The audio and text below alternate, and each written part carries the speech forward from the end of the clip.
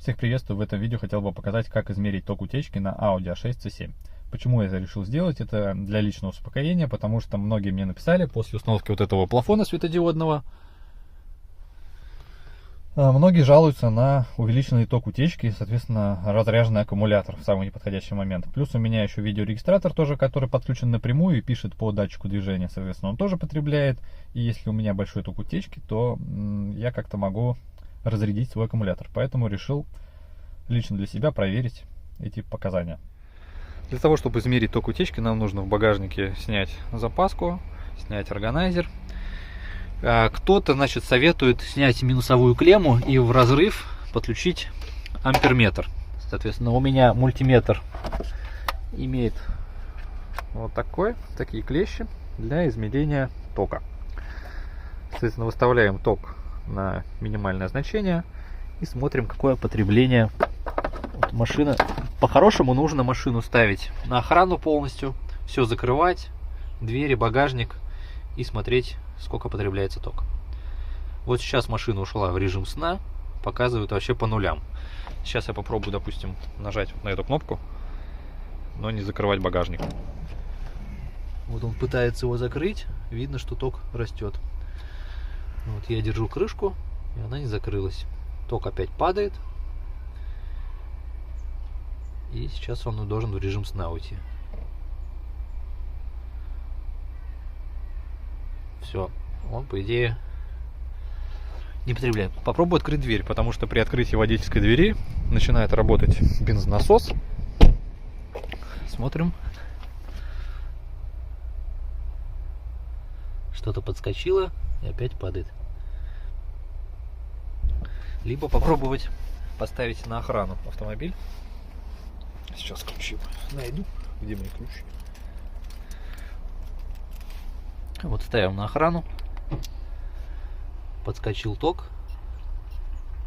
Что-то здесь немножко пикает. Машина на охране, по идее, но багажник открыт. По-хорошему, конечно, нужно снимать вот этот вот пол, ложиться в салоне и смотреть, что будет в закрытой машине. Вот, видимо, автомобиль заснул. И 0,1. Норма считается типа 0,03, 0,04. Ток утечки, это хорошо. В данном случае у меня вообще нулевые значения. Попробуем открыть автомобиль. Открываем. Подскочил. Видимо, какие-то блоки подгружаются. Сейчас попробую, как бы тут оставить-то так телефончик. Сейчас попробую на что-нибудь положить телефон, чтобы заснять. Сейчас пойду попробую открыть дверь.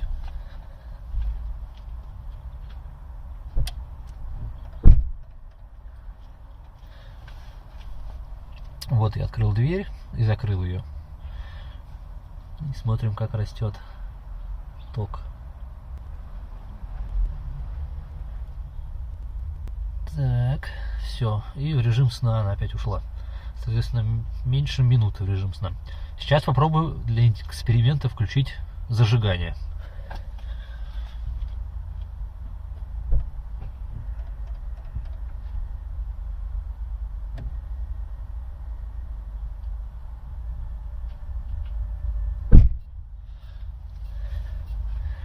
Вот сейчас включено зажигание.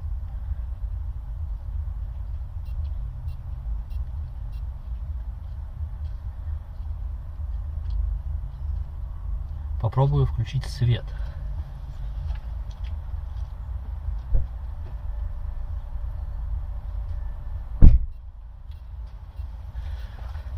Вот я включил свет.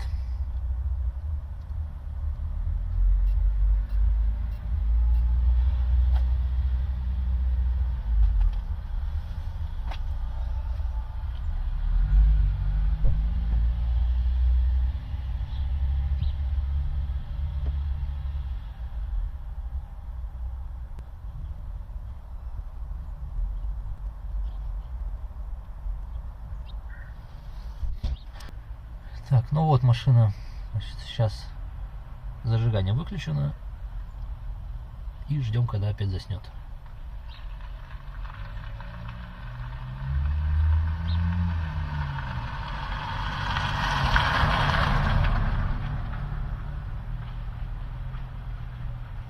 Все, машина заснула, значит все в порядке. Сейчас я запустил двигатель и показывает 2 ампера ток зарядки.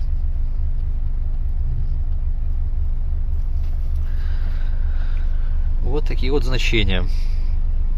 Что я могу сделать? Вывод, что по факту тока утечки у меня практически нет. Хорошее значение. Единственное, остается попробовать подождать какое-то время, когда... головой ударился. Когда машина будет подольше стоять на охране. И тоже посмотреть, какой будет ток утечки. Что ж, я сел в салон. Откинул заднее кресло. Здесь установил фонарь свой отдельный. И сейчас смотрим за напряжением. Так, наблюдаем, значит, ставим на охрану. Что-то пропикало. И наблюдаем за током утечки. Так, ну посидим какое-то время в машине, посмотрим, как что это работает. Но то, что ток сейчас практически нулевой, это меня радует. Соответственно, никакой проблемы, соответственно, нету. Что ж, подождем какое-то время. Может быть, мой регистратор что-то там начнет писать. Может, кто-то плафону сведет мозги, как некоторым пишет. В общем, наблюдаем. Прошло еще 5, где-то 6 минут по таймеру. Ток утечки нулевой.